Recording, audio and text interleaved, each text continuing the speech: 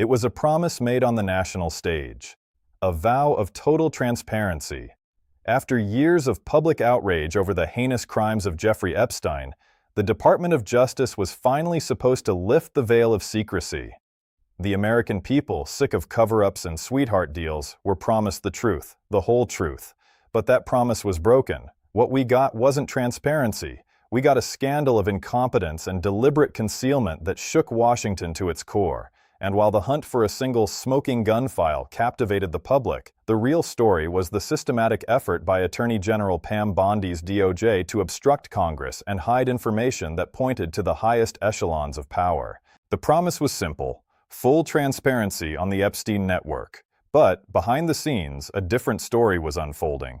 While the public was being told the full picture was emerging, members of Congress were in secure briefings, digging through the files themselves, and they started to realize that what the public was getting was a lie. They found a pattern of missing documents, questionable redactions, and a level of secrecy that suggested this wasn't just incompetence, it was a cover-up. This is the story of the files they hid, the lies they told, and the fight for truth that is still unraveling.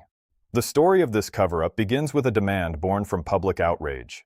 After a bipartisan push for answers, the Department of Justice was required to release its records related to the Epstein investigation. The deadline for compliance came and went.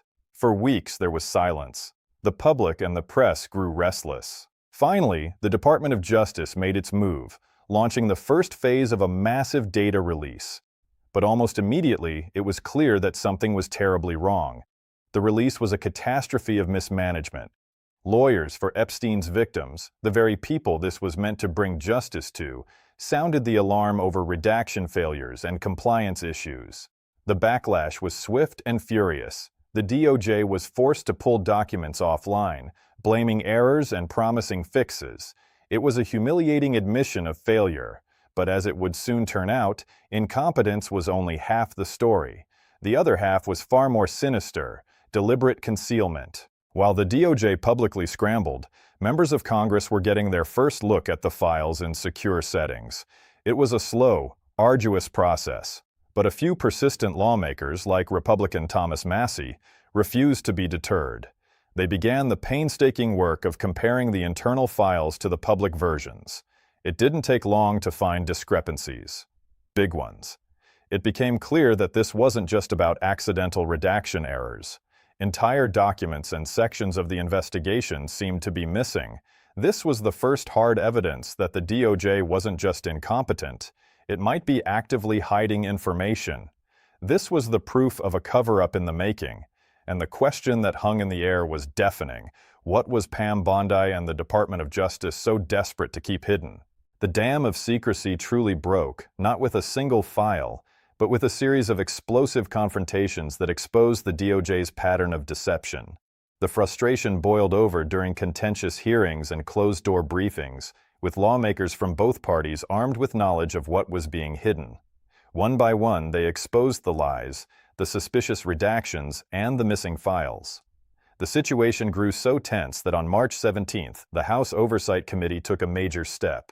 In a stunning rebuke of the administration's top lawyer, the committee, led by Republican Chairman James Comer, issued a formal subpoena to Attorney General Pam Bondi, compelling her to appear for a deposition under oath.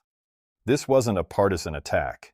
The move had bipartisan support, signaling a deep and widespread anger within the government over Bondi's handling of the entire affair. Democrats on the committee were even more blunt. Ranking member Robert Garcia accused Bondi of leading a White House cover-up that has concealed the full Epstein files. He declared, "The Department of Justice has repeatedly exposed survivors while protecting the names of powerful individuals involved in Epstein's crimes. No more lies, no more distractions." But the accusations didn't stop at just hiding files. Just when it seemed the scandal couldn't get any worse, a new shockwave hit the Capitol.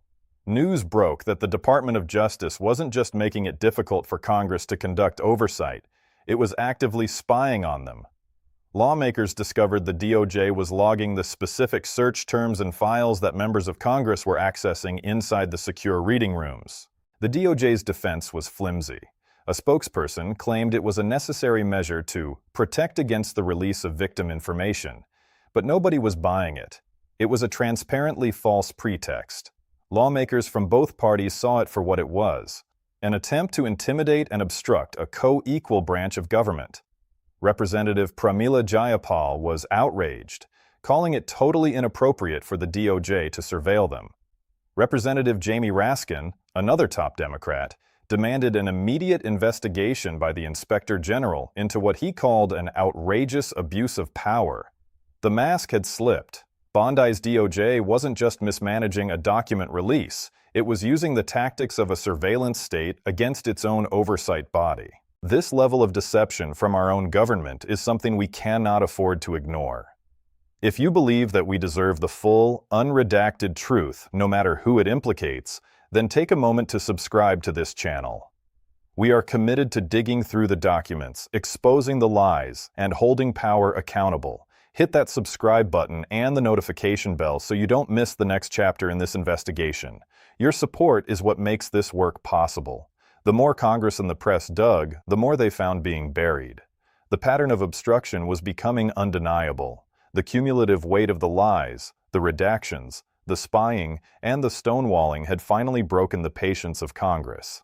The bipartisan subpoena from the House Oversight Committee was a critical turning point. The letter laid out serious questions regarding the Department of Justice's handling of the investigation and its compliance with the law.